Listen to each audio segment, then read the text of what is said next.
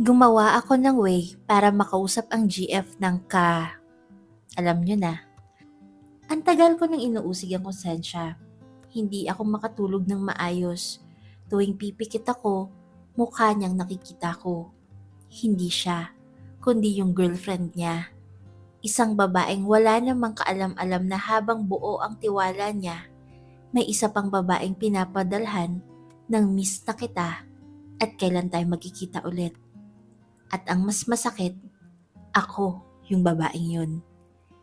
Hindi ko naman siya inagaw, hindi ko naman siya inakit. Sa totoo lang, siya ang unang nag-message. Siya ang unang nag-initiate. Siya ang unang nagtanong kung pwede ba kaming magkita as friends. Hanggang sa naging hindi na friends ang setup. Nung una, wala akong idea na may girlfriend siya. Single daw siya, galing sa toxic na relasyon, nasaktan, nag-move on, gusto lang daw muna ng walang label. At ako, tanga rin siguro, naniwala. Kasi bakit naman ako magdududa? Wala naman akong nakikitang babae sa social media niya. Tahimik ang profile, walang bakas ng relasyon. Hanggang sa isang gabi may nag-send sa akin ng screenshot. Isang dummy account ang nag-message. Alam mo bang may girlfriend siya? Akala ko prank.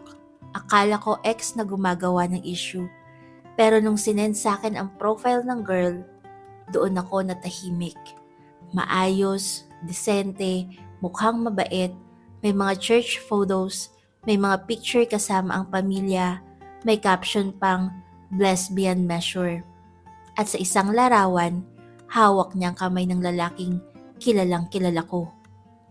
Doon nagsimulang gumuho ang lahat. Kinumpronta ko siya. May girlfriend ka pala. Ang sagot niya, complicated. Lagi namang ganun. Kapag nahuhuli, laging complicated. Sabi niya hiwalay na raw sila technically, pero hindi lang ma-announce dahil may pinagdadaanan ng pamilya ng girl. Huwag ko raw intindihin. Ako raw ang gusto niyang kausap. Ako raw ang nakakaintindi sa kanya. Pero kahit anong paliwanag niya, hindi na ako mapakali. Unti-unti akong lumayo. Hindi ko na sinasagot agad ang messages. Hindi ko na siya pinupuntahan. Pero siya, lalong nangulit. Miss na kita. Kailan tayo ulit? Hindi ko naman mahal yun gaya ng pagmamahal ko sa'yo. Nakakasukang pakinggan ngayon. Pero aminado ako may parte sa akin na nadadala. Hanggang sa isang gabi nakita ko ang IG story ng girlfriend niya. Nasa simbahan sila. Nakayakap siya sa kanya. May caption na, "Thank you Lord for restoring what was broken." Parang sinampal ako ng realidad. Restored. So ibig sabihin, hindi sila hiwalay. Doon ako tuluyang natauhan. Hindi ako mapakali. Hindi ko kayang manahimik. Parang may bumubulong sa akin gabi-gabi.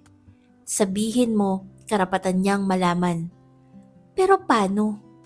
Kung direkta akong mag-message, baka isipin niyang naninira lang ako. Baka isumbong niya ako sa boyfriend niya. Baka ako pang magmukhang masama. Kaya gumawa ako ng paraan. Gumawa ako ng dummy account. Hindi para manira, kundi para magtanong muna. Para alamin kung anong klaseng tao siya. Nag-react ako sa ilang stories niya. Nag-comment sa isang post about faith. Hanggang sa siya na ang nag-message. "Hi sis, kilala ba kita?" Doon ako kinabahan. Ilang minuto akong nakatitig sa screen bago ako nag-type. "May kailangan lang akong sabihin tungkol sa boyfriend mo." Scene. Walang reply. Akala ko block na ako. Pero makalipas ang ilang minuto, nag-message siya. "Ano yun? Please sabihin mo." Doon nagsimula ang mahaba naming usapan. Hindi siya nagalit agad, hindi siya nagmura, hindi siya nagthreaten. Sa halip, nakiusap siya. "Please, kung may alam ka sabihin mo. Ilang beses ko nang pinagdududahan yan. Lagi kong pinagpipray kay Lord na kung may tinatago siya, ipakita sa akin." Parang may bumagsak sa dibdib ko. Sabi niya, Christian siya. Ang mama niya, pastor. Hindi raw niya kayang magstay sa relasyon na puno ng kasinungalingan. Nag-swear ako sa name ni God, sabi niya. Hindi ko sasabihin sa kanya na sa'yo nang galing. Gusto ko lang malaman ng totoo. At naniwala ako. Siguro dahil sa paraan ng pagsasalita niya. Siguro dahil sa mga Bible verse na binabanggit niya. Siguro dahil gusto kong paniwalaan na may hustisya pa sa mundo. Kaya sinabi ko ang lahat. Kung paano siya nag-first move, kung paano niya sinasabing single siya, kung paano niya ako pinuntahan, kung paano kahit nalaman kong may girlfriend siya, siya pa rin ang nangungulit. Sinend ko rin ang screenshots. May mga chat na hindi pwedeng i-deny. Habang nagkukwento ako, pakiramdam ko hinuhubaran ko ang sarili ko. Hindi ako proud sa naging role ko. Kahit hindi ko alam nung una, naging kabit pa rin ako sa bandang huli. At masakit aminin yun. Pero mas masakit isipin na may babaeng niloloko habang buong puso siyang nagmamahal.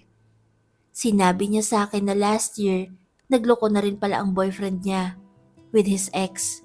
Tinanggap pa rin niya. Sinabi niya na rin na may illegal na ginagawa ang boyfriend niya. Mga sideline na hindi malinis. Alam niya, pero tinitiis niya kasi mahal niya. Habang binabasa ko ang mga message niya, lalo akong naawa. Isang babaeng kumakapit sa pag-asa. Isang babaeng nagdadasal na sana mali ang hinala niya. At ako, ang sagot sa dasal niya. Ilang araw kaming hindi nag-usap. Hanggang sa isang gabi, may message request ako.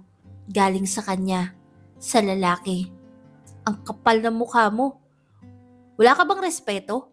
Sinira mo ang relasyon ko. Nanlamig ako. So sinabi niya. Pinakita niya ang lahat. Lahat ng convo.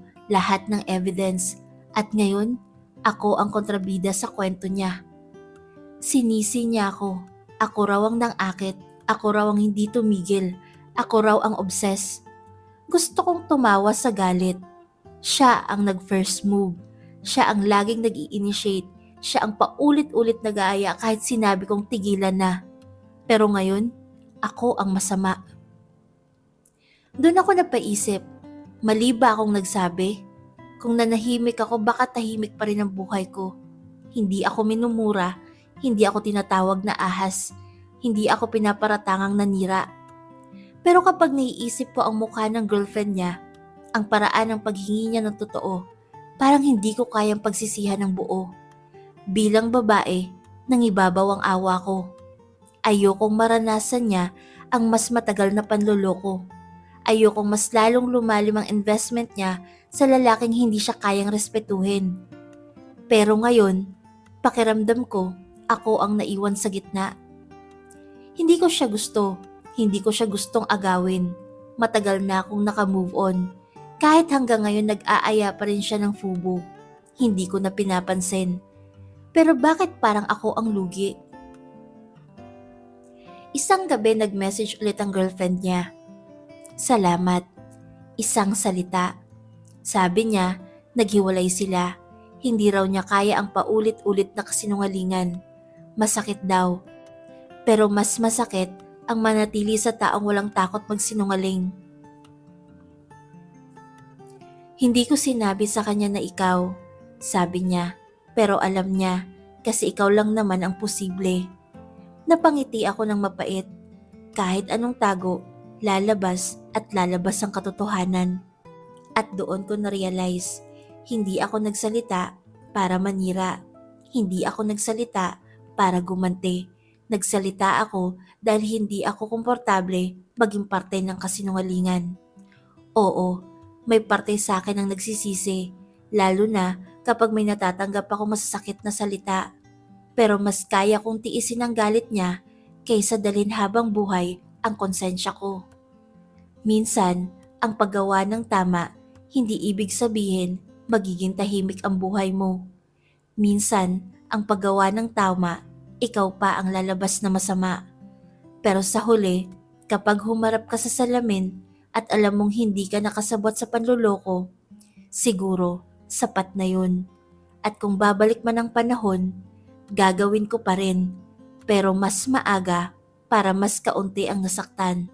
para mas kaunti ang naloko at para hindi ko na kailangang gumawa pa ng paraan para sabihin ang katotohanang matagal nang dapat alam.